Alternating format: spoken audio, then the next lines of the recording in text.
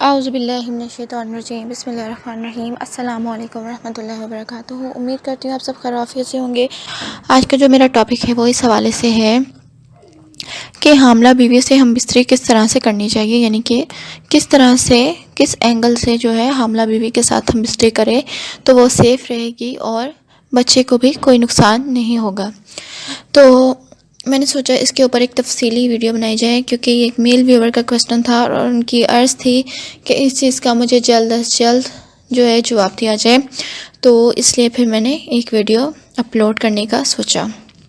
देखिए, सबसे पहली बात तो ये है कि हामला बीवी जो है डिपेंड करता है सिचुएशन पर। अगर उनका अभी पेट बाहर नहीं आया है तो आप उनको किसी भी तरह से हम बिस्तरी के लिए तैयार कर सकते हैं, घोड़ी बनाकर, लिटाकर, ऊपर बैठाकर, उसमें कोई हर्ज नहीं है। अगर डॉक्टर ने मना नहीं किया है, कोई कॉम्प्लिकेशंस नहीं है, तो उसके थ्रू जो है आप किसी भी तरह से उनके साथ हम बिस्तरी कर सकते हैं अपनी मर्ज़ी के तहत, ठीक है। लेकिन अगर उनका पेट बाहर आ गया है तो ज़ाहिर सी बात है मुश्किल दरपेश होती है, पेट सेंटर में आ जाता है बिस्तरी के दौरान। तो उसके लिए आपको कुछ इस तरह का जो एंगल मैं बताने जा रही हूँ वो बहुत मुफीद रहेगा और आपको पता भी नहीं चलेगा, हम बिस्तरी का अमल जो है अपनी मर्ज़ी से पूरा हो जाएगा। आपने करना कुछ यूँ है कि ज़ाहिर सी बात है पहले आपने उनका ट्राउज़र उतारना है, उसके बाद जो है अपने आप को बेलिबास कर दें। नीचे आपने उनकी कमर के नीचे एक तकिया रख देना है, ठीक है। उसके बाद आपने जो है उनको रिलैक्स करना है, यानी कि जिस तरह से हम बिस्तरी का अमल शुरू होता है, पहले आपने यूँ करना है कि उनके साथ लेट जाएं तकिया रखने से पहले, ठीक है। उनको बोसे किनार करें और उनके पस्तानों पर हाथ फेरें, उनके पेट पर हाथ फेरें, उनको अच्छा महसूस हो। उनके कानों में थोड़ी थोड़ी आराम आराम से उंगलियां फेरें। उनके जो ये जगह थाइज़ वाली जगह होती है जिसे रानी कहा जाता है, इन पर आराम आराम से हाथ फेरें ताकि उनमें सनसनी पैदा हो, ठीक है। इस तरह से उनके जो डिस्चार्ज का अमल है वो जल्दी हो जाएगा। तो आपने उनको बोसो किनार के साथ शुरू करना है, उनके पस्तान चूसे हल्के हल्के, क्योंकि जो बच्चे की पैदाइश के बाद उनमें जो है दूध आ जाएगा, जिस वजह से जो है चूसना मुश्किल हो जाएंगे, क्योंकि फिर दूध मुंह में चला जाएगा।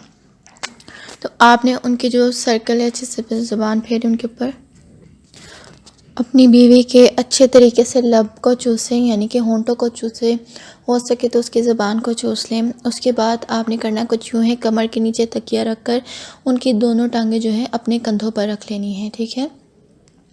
उनकी टांगों को खोलकर दोनों को अपने कंधों पर रख लेने हैं पाँव, और फिर अपनी जो शर्मगाह है, शर्मगाह को अंदर डालें, उनकी शर्मगाह की सुराख के अंदर, और फिर रगड़ना शुरू करें, ठीक है। इस अमल को उतनी देर करें जब तक आप डिस्चार्ज नहीं हो जाते। फिर आपकी जब बेबी डिस्चार्ज हो जाए तो कुछ देर जो है शर्मगाह को ऊपर ही रखें ताकि जो मणि है वो अच्छे से अंदर चली जाए और उनको भी इत्मीनान रहे। लेकिन कोशिश करें कि पेट के ऊपर दबाव ना पड़े, तो अपनी शर्मगाहों को दोनों अलग कर लें, ठीक है। उसके बाद उनकी शर्मगाह को साफ़ कपड़े से साफ़ कर दें, अपनी शर्मगाह को साफ़ कपड़े से साफ़ कर लें। इसके बाद जो है आप इसको धो लें। हामला औरत से जितनी भी आप हम बिस्तरी करेंगे उससे उतना ही खूबसूरत ज़्यादा बच्चा पैदा होगा।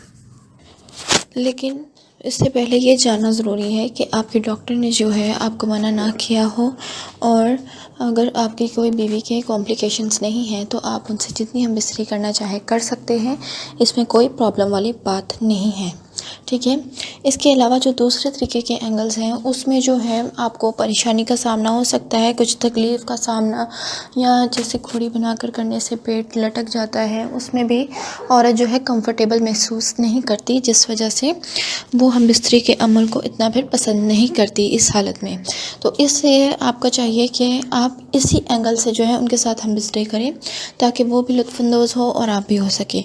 उम्मीद करती हूँ मेरी आज की वीडियो आपको अच्छे से समझ में आ गई होगी। मज़ीद आपका कोई सवाल है तो कमेंट बॉक्स में अपनी राय ज़रूर दीजिएगा। मेरे चैनल को सब्सक्राइब करना मत भूलिए, बेल नोटिफिकेशन को ऑल पर सेलेक्ट कर दें ताकि मैं मज़ीद इन्फॉर्मेटिव वीडियोज़ आपके साथ शेयर कर सकूँ। इजाज़त चाहती हूँ, फ़ी अमान अल्लाह।